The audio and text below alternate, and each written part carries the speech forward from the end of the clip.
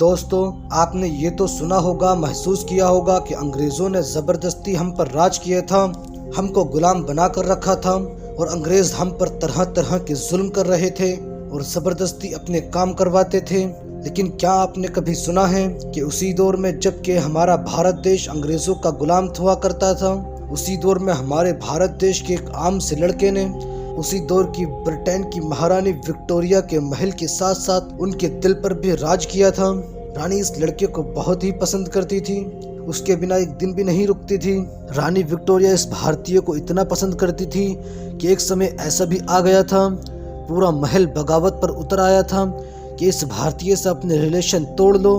लेकिन रानी उसके प्यार में इतनी डूबी हुई थी कि रानी ने उस भारतीय से अपने रिलेशन तोड़ने से साफ साफ इनकार कर दिया था और उस भारतीय ने उस रानी की मौत तक उसके दिल पर राज किया था। लेकिन आप सभी के दिमाग में अब यही सवाल होगा कि आखिर वो कौन सा भारतीय है, वो कौन था और एक आम सा नौकर कैसे पहुंचा लंदन तक और रानी विक्टोरिया के महल तक, और रानी विक्टोरिया के महल के साथ साथ उसके दिल तक, और कैसी रही थी उनकी ये प्रेम कहानी, इनके बीच क्या क्या संबंध थे, पूरी डिटेल्स में बताएंगे आज की इस वीडियो में। और अगर आपको वीडियो पसंद आए तो लाइक ज़रूर कर देना, और अगर आप इसी तरह की वीडियोस देखना चाहते हैं तो हमारे और आपके चैनल अनसुनी हिस्ट्री को ज़रूर से सब्सक्राइब कर लेना। दोस्तों, बात है उस दौर की जबकि अंग्रेज़ों की ईस्ट इंडिया कंपनी ने हमारे भारत देश को गुलाम बना कर रखा था और लगभग पूरे भारत की बागडोर अपने हाथों में संभाल रखी थी। और अब हम सबसे पहले उस भारतीय नौकर के बारे में जानते हैं, आखिर वो कौन था। उनका नाम हाफिज अब्दुल करीम था। उनकी पैदाइश ब्रिटिश दौर में झांसी के ललितपुर में 1863 ईस्वी में हुई थी। ये अपनी पढ़ाई पूरी करने के बाद मध्य प्रदेश के राजा के यहाँ पर नौकरी करने लगे थे और उसके कुछ दिनों बाद ही वो आगरा की एक जेल में क्लर्क की पोस्ट पर काम करने लगे थे और सब कुछ बिल्कुल ठीक ठीक चल रहा था। लगभग उसी दौर में ही भारत में 1857 की जो आज़ादी की चिंगारी लगी थी, ब्रिटेन की उस दौर की रानी ने ईस्ट इंडिया कंपनी को खत्म करके अपने हाथों में ले ली थी। और उस दौर में ब्रिटेन की रानी अलेक्जेंडर या विक्टोरिया थी, जो कि ब्रिटिश इंडिया की पहली रानी बन चुकी थी। इनकी पैदाइश 24 मई 1819 को ब्रिटेन के शाही परिवार में कैसिंगटन प्लेस लंदन में हुई थी।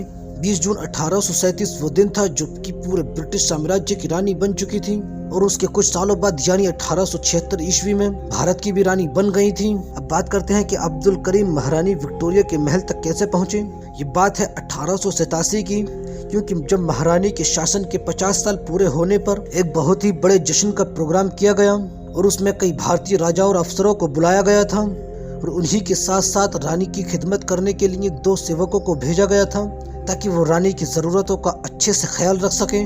उसमें अंग्रेज जेल सुपरिटेंडेंट ने 2 लोगों को चुना, उसमें से एक मोहम्मद बख्श और वहीं दूसरा हाफिज अब्दुल करीम का नाम था।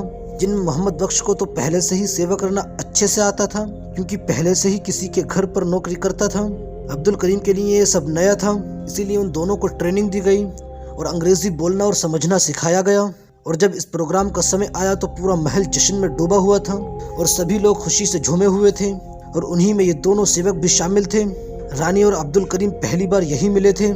इस जश्न के बाद मोहम्मद बख्श तो भारत वापस आ गए थे, लेकिन रानी अब्दुल करीम से इतनी खुश हुई थी कि रानी ने अब्दुल करीम को वहीं पर रोक लिया था और रानी उनसे बहुत खुश रहने लगी थी। रानी और अब्दुल करीम के बीच रिलेशन बढ़ता ही जा रहा था और दोनों एक दूसरे के बहुत ही करीब आने लगे थे। हर जगह दोनों एक साथ होते थे। रानी उनसे इतनी खुश थी कि रानी ने अब्दुल करीम की बीवी को भी लंदन बुला लिया था और उनको रहने के लिए बहुत ही बड़ा और अच्छा घर भी दिया था। और वहीं भारत में रह रहे उनके माता पिता को रहने के लिए एक बहुत ही बड़ी ज़मीन और एक बहुत ही आलीशान घर बनवा कर दिया था और तो और उनके पिता की मंथली पेंशन भी बांध दी थी ताकि उनका खर्चा आसानी से चल सके। और उसी के साथ साथ रानी ने उनको अपने सेवक पद से हटाकर, अब वो तो इस महल में मुंशी हाफिज अब्दुल करीम के नाम से जाने जाते थे। अब्दुल करीम रानी को उर्दू सिखाते थे तो वही रानी उनको इंग्लिश सिखाती थी। ब्रिटेन की अकेली यही रानी थी कि जो पूरी तरह से उर्दू बोल और समझ सकती थी और उनकी करीबियां बढ़ती ही जा रही थी। एक समय ऐसा भी आ गया था कि अब्दुल करीम रानी को सलाह भी देने लगे थे और रानी हर बड़ा फैसला करने से पहले अब्दुल करीम से सलाह लेने लगी थी। लेकिन महल में रहने वाले ज्यादातर लोग इनके इस रिलेशन से दुखी थे और वो नहीं चाहते थे कि ये दोनों इतने करीब हों। इसीलिए महल में काफी लोग रानी से नाराज भी होने लगे थे, लेकिन रानी किसी की भी परवाह ना करते हुए उनको अपने और करीब कर रही थी। इसीलिए महल में रहने वाले लोगों के साथ साथ बाहर रहने वाले लोग भी इनके इस रिश्ते पर सवाल उठाने लगे थे और इस रिश्ते को नाजायज रिश्ता बताने लगे थे। यहाँ तक कि काफी लोगों ने तो इनका नाजायज शारीरिक संबंध होने के भी इल्जाम लगाए थे। क्योंकि अगर रानी उनसे एक दिन नहीं मिलती थी तो रानी उनको मिलने के लिए बुलाती थी या फिर उनको लेटर भेजकर बातें करती थी। कुछ ही लफ्जों में कहें तो रानी उनके बिना एक दिन भी नहीं जीती थी। और तो एक बार ये बीमार हो गए थे तो रानी इनसे मिलने इनके घर पर कई बार आ गई थी।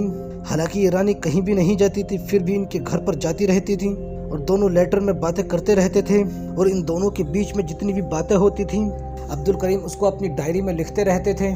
एक बार की बात है कि रानी को यूरोप जाना पड़ा ताकि फ्रांस और दूसरे देशों से अपने रिलेशन अच्छे रखे जा सकें। तो रानी ने कहा कि अब्दुल करीम भी मेरे साथ यूरोप जाएगा। इस बात को सुनकर पूरा महल शॉक्ड हो गया और उनके नाजायज संबंध होने पर सवाल उठाने लगा और अब्दुल करीम के बारे में रानी को गलत गलत बातों से चढ़ाना चाहा ताकि रानी अब्दुल करीम से अपना रिलेशन तोड़ ले। लेकिन रानी नहीं मानी। तो महल के बड़े बड़े लोगों ने कहा अगर रानी अब्दुल करीम को अपने साथ ले जाएंगी तो हम अपने पद से इस्तीफा दे देंगे। और जब रानी को ये बात पता चली तो रानी ने सभी अधिकारियों को बुलाया और कहा कि जो भी इस्तीफा देना चाहता है वो दे सकता है, लेकिन उसके अंदर इतनी हिम्मत होनी चाहिए कि वो अभी मेरे सामने इस्तीफा देगा और आगे आओ अपना इस्तीफा दो। जब रानी का इतना गुस्सा देखा तो कोई भी अधिकारी ने बोलने की जरूरत न की और किसी ने भी इस्तीफा न दिया और रानी अब्दुल करीम को यूरोप लेकर गई और पूरे रास्ते अब्दुल करीम रानी के साथ ही रहे। लेकिन अब्दुल करीम के बुरे दिन उस वक्त शुरू हो गए जबकि 1901 में इस रानी की मौत हो गई थी। रानी के मरने के बाद उनका बेटा एडवर्ड 7 राजा बन गया था। तो उसने अब्दुल करीम के घर पर छापा मरवाया और उनको वो सारे खत देने के लिए ज़बरदस्ती की जो कि रानी ने उनको भेजे थे और वो सारे खत लेकर एडवर्ड ने उनको जलवा दिया।